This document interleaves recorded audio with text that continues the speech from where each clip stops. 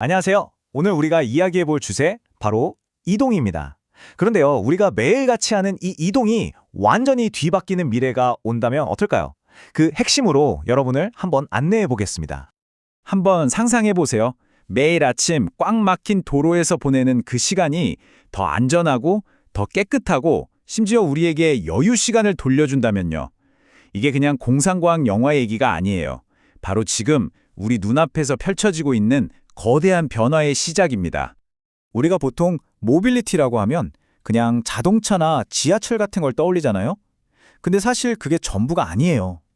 단순한 이동수단을 넘어서 사람, 길, 그리고 여러 서비스들이 얽혀서 우리 사회를 연결하는 하나의 거대한 시스템이라고 봐야 합니다. 훨씬 더 큰 그림인 거죠. 그래서 우리는 지금 정말 역사적인 전환점 그 한가운데에 서 있다고 말할 수 있습니다. 바로 모빌리티 혁명이죠.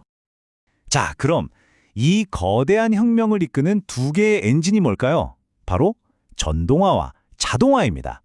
이 두 기술이 마치 쌍둥이 엔진처럼 강력한 힘으로 우리가 알던 이동의 모든 규칙을 하나하나 다시 쓰고 있는 거죠.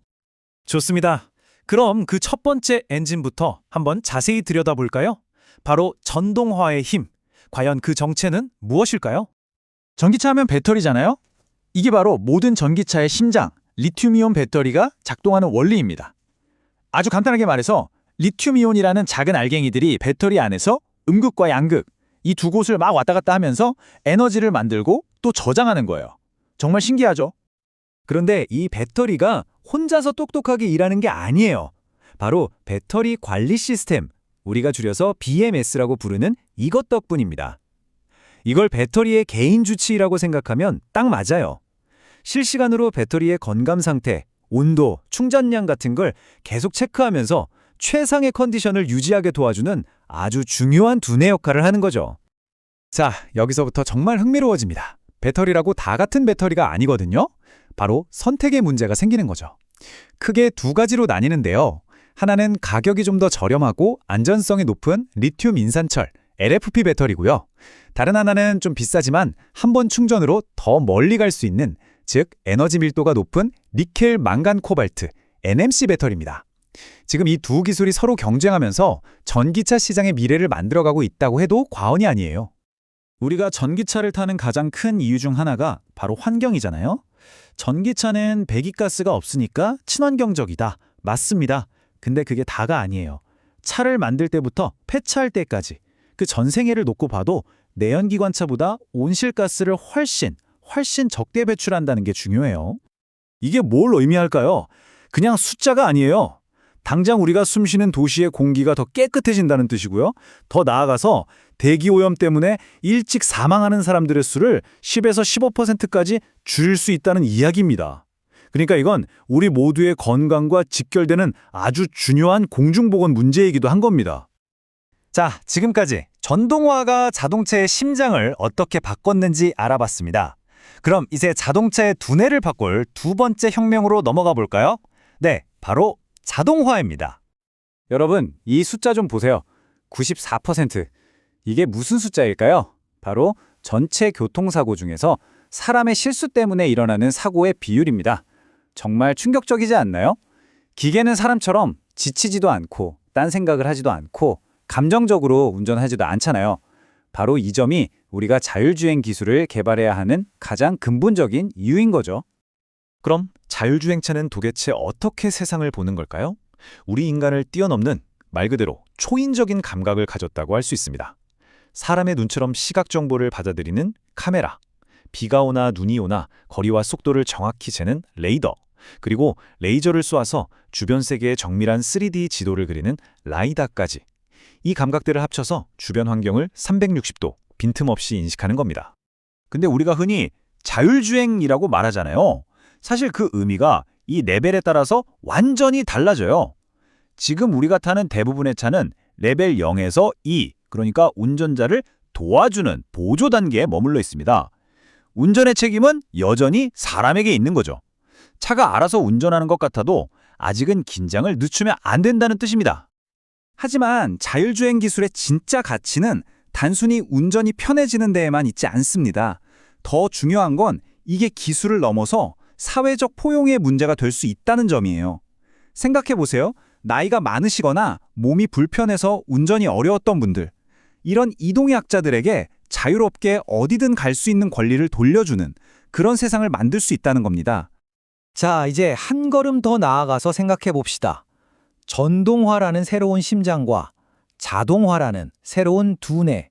이 두 가지 기술이 합쳐졌을 때 우리 사회 전체에는 과연 어떤 거대한 변화가 일어나게 될까요? 미래의 도시를 한번 그려볼까요? 자율주행 전기차가 보편화되면 우리는 아마 더 이상 차를 소유하지 않을지도 몰라요. 필요할 때 앱으로 부르면 알아서 오는 서비스가 되겠죠. 그럼 어떻게 될까요? 지금 도시의 노른자 땅을 차지하고 있는 그 수많은 주차장들이 필요 없어집니다. 그 공간이 공원이나 광장처럼 차가 아닌 사람을 위한 공간으로 다시 태어날 수 있는 거예요. 이거 정말 놀라운 사실인데요. 지금 우리 도시 공간의 상당 부분은 그저 차를 세워두기 위해 낭비되고 있어요. 자율주행 시대가 와서 주차 수요가 확 줄어들면 이 어마어마한 공간을 우리 아이들이 뛰어놀고 우리가 쉴 수 있는 공간으로 되돌려받을 수 있게 되는 겁니다. 하지만 기술의 발전이 항상 장밋빛 미래만 약속하는 건 아니에요. 우리에게 아주 어려운 질문을 던지기도 합니다. 예를 들어 피할 수 없는 사고 상황이 닥쳤을 때 자율주행차는 과연 누구를 보호하도록 프로그래밍 되어야 할까요? 운전자? 아니면 보행자? 이른바 트롤리 딜레마라고 하죠. 이런 윤리적인 문제에 대한 사회적 합의가 없다면 완전한 자율주행 시대로 나아가기는 어려울 겁니다. 여기 또 다른 과제도 있습니다.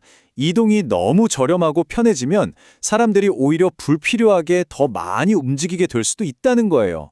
결국 도로는 텅 빈 자율주행차들로 가득 차서 지금보다 더 심한 교통체증을 겪게 될 수도 있다는 역설.